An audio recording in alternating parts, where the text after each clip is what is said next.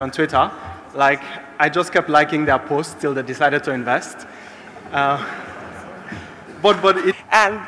the bottom line was basically shutting up once you have told them this is what it is, listening and getting that feedback. For us, our journey was, first of all, we were asking for way too much.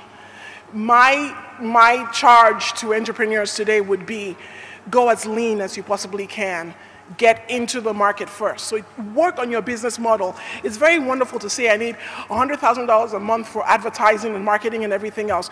But you need to understand that the first step is prove your business model works. So get some kind of a prototype into the marketplace, make sure that it works. So that was kind of the first thing we started learning. It's like, oh, your numbers, you guys are a little bit deluded about your numbers. We had to kind of work and crunch it back. But it was taking that feedback that really, really helped us get to the place where we actually listen. So, in all honesty, from where we started, we asked for a lot less. And we realized that as an entrepreneur, you ask for a lot of money, be willing to give up your company.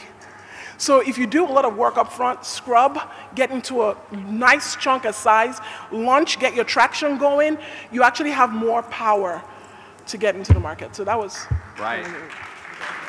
I mean, also very funny because you actually asked for less and then the investors came to you and said, no, wait, we actually want to give you more. Yeah.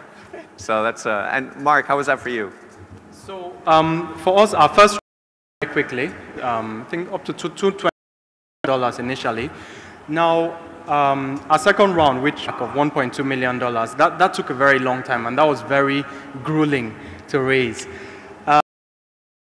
After we wanted the first money to execute and build a reasonable business, I started fundraising, and it took a long time. So we actually ran out of money at the beginning of 2014. And, you know, we had to adjust the business, but we're able to build a profitable business and run through the entire 2014 just on profit, you know, and we're a 25-man team. So I think that generally in Africa, everybody has to be willing to do that. Like, you're not going to raise money and the next round is going to be easy and it'll keep on getting easy. That actually got commitments to raise the capital. The process, the business process also took incredibly long and was incredibly hard. And the VCs did not seem to appreciate that we didn't have a lot of cash to pay for all those things. So I had to do a crash course on legal, you know, of legalese and do all those things myself. And basically, you know, just the fact that a lot of people had not done those kind of investments before meant that there was a lot of learning on all sides. And, you know, even the lawyers from South Africa, for example, they had to learn a lot about the Nigerian market and so on. And going it took, you know, like many, many months.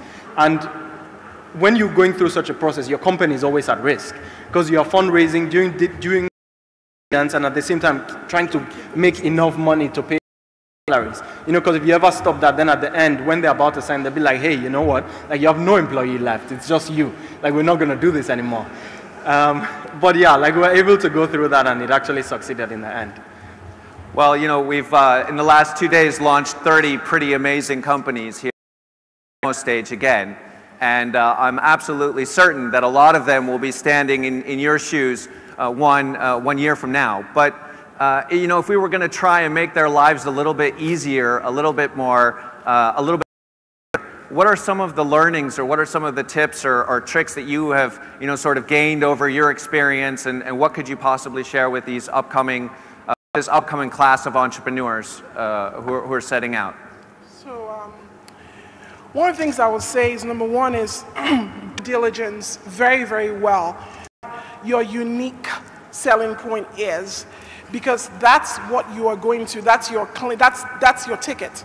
And it will come up when you're talking to your investors. That's one thing I'll say, it will come up. How well you know. Thank you. Thank you. My name is Uyi Stewart. I am the Chief Scientist of IBM Research Africa. So you may ask yourself, what does a company like IBM stand to gain or do here? Let me just take 2 minutes to explain what has happened, the big change that has happened at IBM. We used to be a computer company.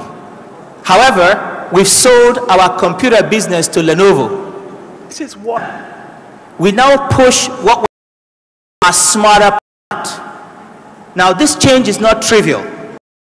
We have transitioned from the development of IT to the IT and research and with USAID, et cetera, because if the ecosystem is not an ecosystem if you've got many, many individual components and the connections are not happening and the growth is not going together.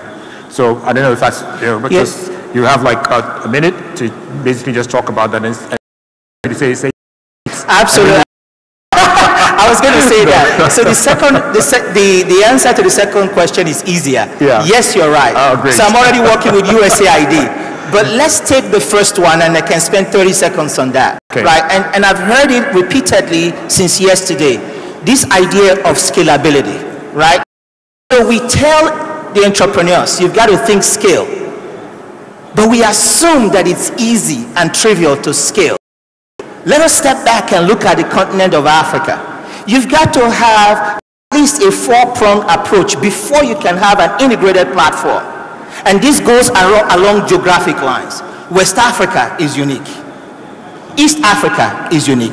South Africa is unique. North Africa. You need cohesiveness on this regional level, create these sub-hubs of platform, and then unite all. That's